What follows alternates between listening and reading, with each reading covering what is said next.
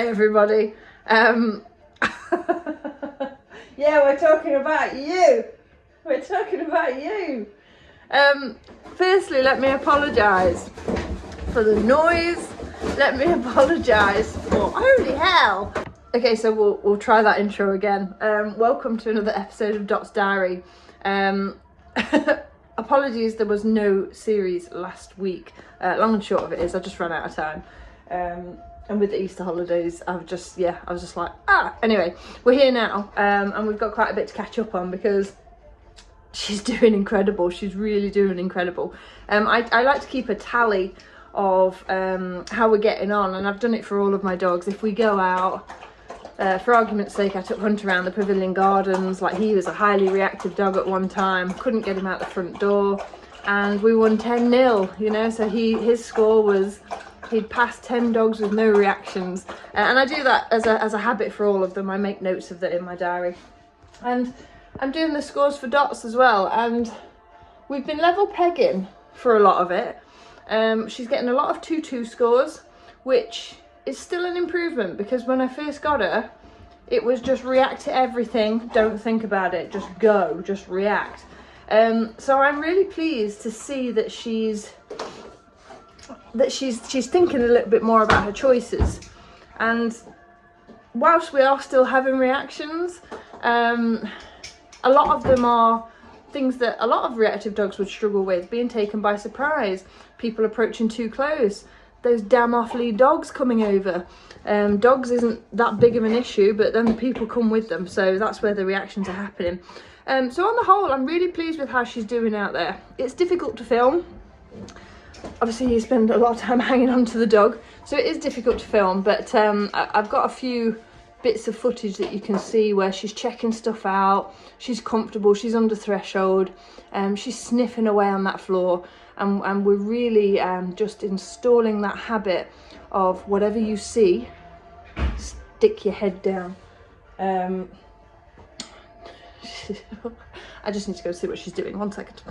Everybody's safe. Just because Dot can open doors, I have to be mindful of my dogs as well.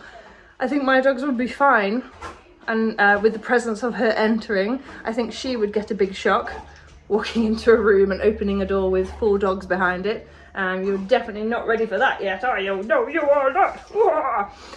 Where was I? So yeah, making progress with the reactivity, and we're also doing a lot of, which is what I was going to talk to you about last week. We're doing a lot of scent work with dogs that are so see and go. There isn't much thinking time, there isn't much processing time between seeing the stimulus, the trigger, the distraction, to the response that they give. And so I really have been working hard to try and build up that thinking time, and a lot of it comes from tiring the dog mentally. You know, she's an active dog, she doesn't necessarily need extra walking. She is being walked, and she does need that physical exercise, but her biggest, that's my fridge magnet. You're an absolute menace. What was I saying? Yeah, she is getting her physical exercise, but I'm focusing a lot more on tiring this dog mentally, and she fucking fridge magnet again. You know what? Just take it. I don't even want it. Just take it. Whoever said, or whoever tells you that raising a puppy is easy, and just because she looks like an adult-sized dog, it does not mean that she has matured, they lied. Raising puppies is not easy. You have to have eyes in the back of your head, and whenever she's quiet, I worry. I'm like, what is she up to? So what I was saying was, I'm tiring this dog mentally. We are doing a lot of scent work, but she is still an active dog. She wants to do, you know, that's the Malinois in her. They are bred to work. But the scent work that she's been doing has been coming on beautifully. Like, we've got a really nice down stay. Now stay there, I'm going to go and hide something, and then I'm going to come back to you, and then I'm going to tell you to go and find it. We've really perfected that. Don't do that, get your toy instead. Good girl. We've really perfected that patience, that level of patience that she definitely didn't have when she arrived. She knew sit, she knew down, but she couldn't stay there. So that's great, that's progressed. The scent work, I'm progressing in that when I'm throwing her a ball out one way, I'm then throwing another ball out the other way where she doesn't see it, and then I'm gonna tell her to go and find it, and that's what's called a blind search. That's been brilliant because she has no idea where it is, so she's really having to use her nose. So scent work's been a big thing. What else have we done? We started our scent pads, which is activities for tracking. So when we look at scent work, we've got two different styles, if you like. We've got the scent work, which is search anywhere, high and low, in and out, you know, searching in sporadic patterns. And then we've got tracking, which is much more precise and contains a lot of fluidity. So the tracking is in a straight line, very methodical, very calm paced, very focused. So we're going to be doing a lot more of that with Dot. For the most part, I have just started her on the scent work just to get her a little bit more tired, but tracking will be our main focus because it will take a lot of focus from her. So we've been doing that. We've been out and about doing her desensitization and counter conditioning. Oh, and what we've also been doing is we've now been introducing new people into the scenario to teach Dot that instead of barking at them, do this instead. So as you'll see in this video, these people arrived. The first time it happened, Dot was just full on barking, didn't know what to do, frustration. And the lady's just throwing chicken, repetitively throwing chicken down, and Dot's, Dot goes over threshold in the first video and she struggles to sniff out the chicken, but the progress that was made in just that one session was great. And what was even better was that when we saw it on the second session with a new lady, she settled down loads quicker. So I'm not necessarily worried about reinforcing that frustrated barking. I'm not worried about that at all. I'm more bothered about Dot learning that when she sees a new person, chicken's going to come flying at her and she puts her head down.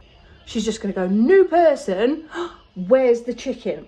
And I wanted to really do that because whilst I can deliver that process and am delivering that process out and about, just because when Dot gets close to other people, she panics, I wanted to bring in other people to the scenario as well and teach her that there's nothing to panic about. You are fine.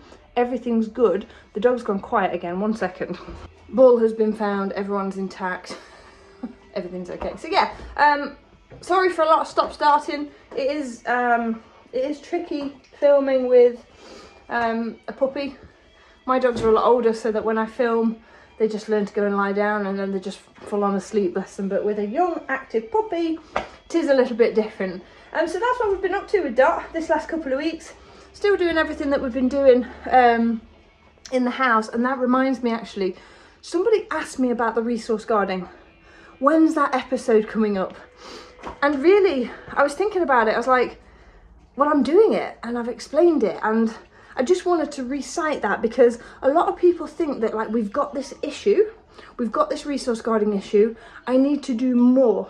I need to do this. I need to take the bowl away. I need to add stuff here and whatever thought process is going through their minds. But here's what I've done with the resource guarding. I have removed a lot of the things that I don't want her to have that would cause her harm. Food on the counters, gone. Anything, I mean, I know I've got stuff on my counters here, but at the end of the day, it's not a big issue if she grabs it.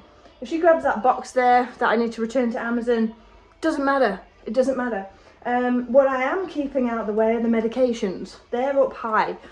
Food is in cupboards.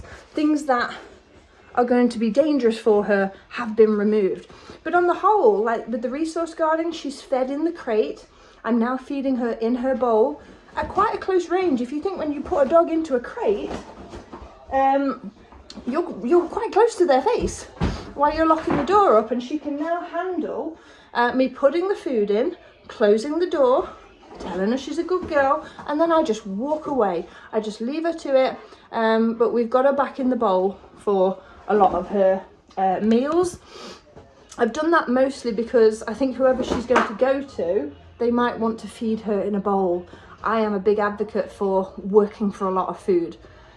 and we are still doing that with reduced portions, but at the end of the day somebody might need her to eat out of a bowl, and because she can struggle with being left on her own, I think it's a good skill as well. She's got her head stuck 1 minute.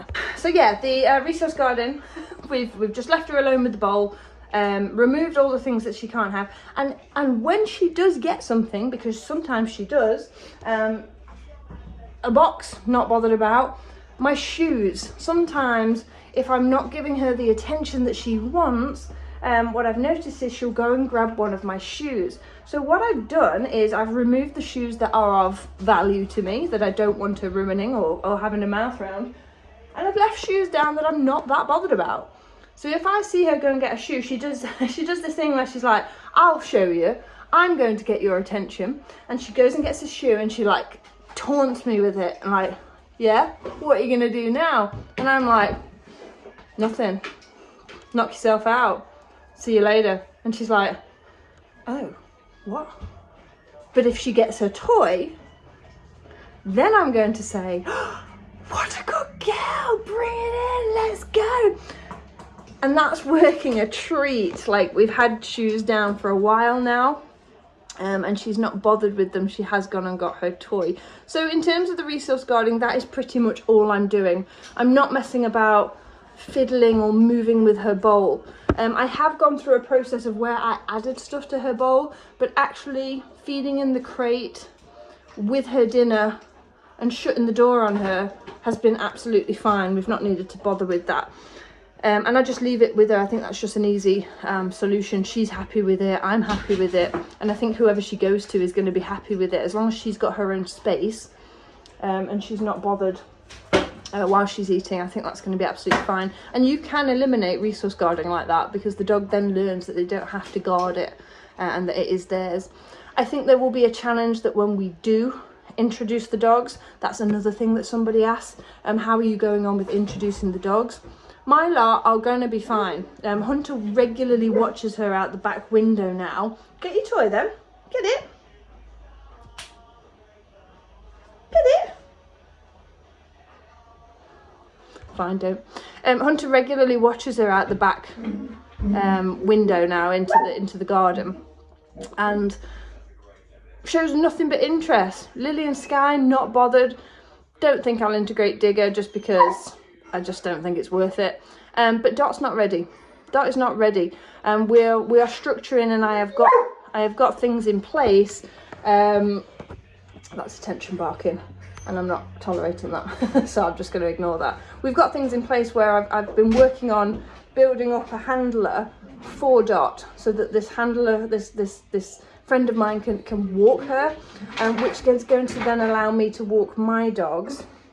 Well, if you chuck a... No, get this instead. Oh, for God's sake, 1 second. No, she's a good girl, really. She's, but that's where we're at. I wanted a handler for Dot. Don't put it back there. No. I wanted a handler for Dot because whilst my girls will work fine for another person, Hunter won't. Hunter is very much a mummy's boy, and what I didn't want, especially because Sky and Lily have walked on a socials walk with Dot when she was with her previous owners, so that scent and that good positive experience is there.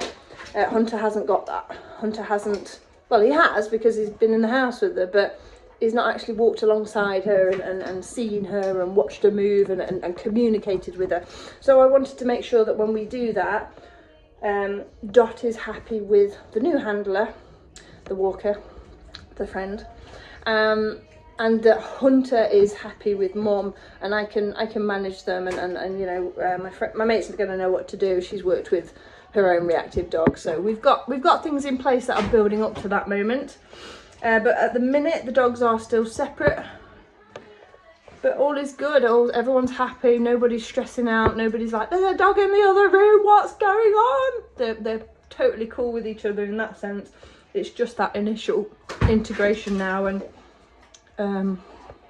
when I do that, I'll do another video on it so you can see everything that we've been doing. It's taken a lot longer actually than what I would normally do with an introduction for a dog, but that's just the way it's rolled, that's just how it's gone.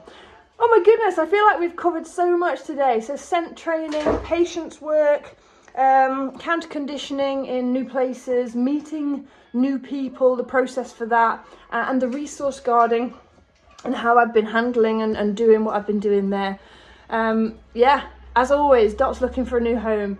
Please share, please comment, please, if you know of anybody, send them these videos, send them the details. And I am hopeful that we'll find her a home, because she's a smart little cookie, aren't you? She's a smart little cookie, and she's going to make somebody a fantastic dog. So I appreciate your support, your comments, your likes, anything that's going to help get and spread the word about Dot out into the world and find her that home would be perfect. I'll leave it there. See you later. Yeah.